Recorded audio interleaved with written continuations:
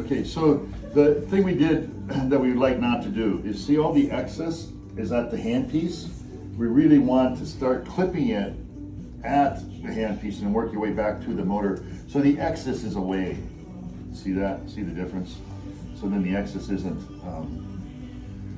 where I'm trying to drill. Okay, so that's it for that handpiece. So we have a new x-ray put up. So then we're going to do the appointment. Before we get started on the appointment, setup on this procedure is super important. There's a lot of things to set up. One of the huge things to do before you begin is we make surgical guides here on 100% of our implants. We get a protocol sheet from the surgical guide place. It's called 360. It tells you what tooth we're doing. And if we come down here, things that matter are the implant diameter. We're planned for a 3.7 and the implant length is 11.5.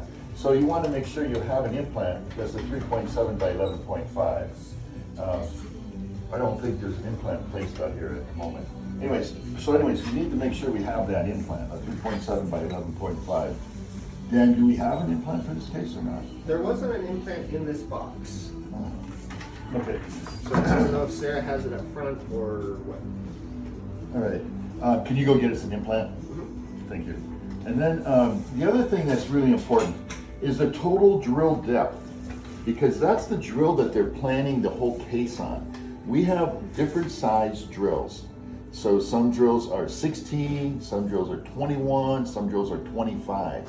So this is a 25 millimeter drill. So we have to find the drills that are longer drills for 25 millimeters.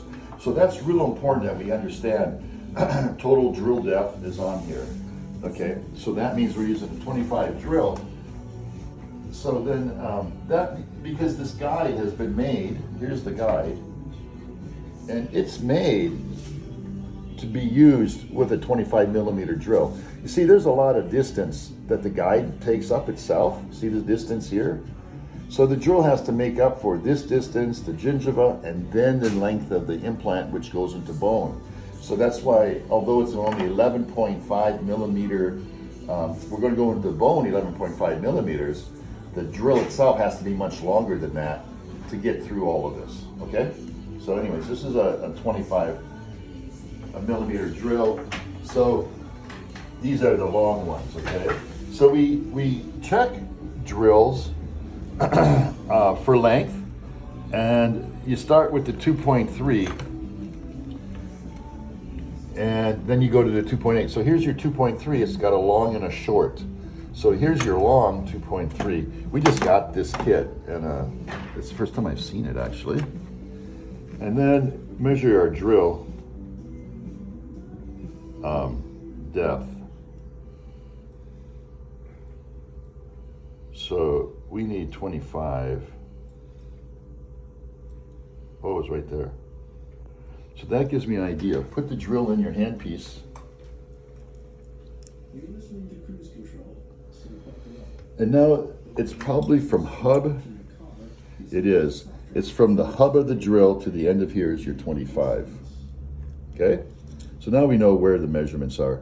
A lot of times what you'll actually do is place, you know the little rubber rings that go around the endophiles? We put those on here for measurement. Stopper? Yeah, we put stoppers on.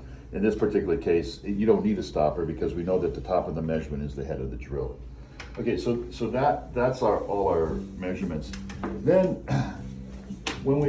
this is your surgical guide. It goes in the patient's mouth when I'm drilling. The surgical guide has to fit in that hole up to the hub. So we have these things called the surgical kit. The surgical kit comes with a series of we'll call them wrenches, if nothing else, right? And it says 2.3 on this one. So we take the 2.3 and we put it in that hole.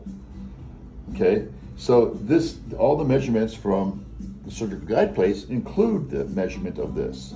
So then we go into here and see how far we can get. So that's what I thought. We're going to be stopped on this one 2 millimeters short. So I'll have to drill this with the surgical guide and then finish the last 2 millimeters by hand, which means I'll just pull this out, put this in, and drill up to the hub. So we're at 25. Okay.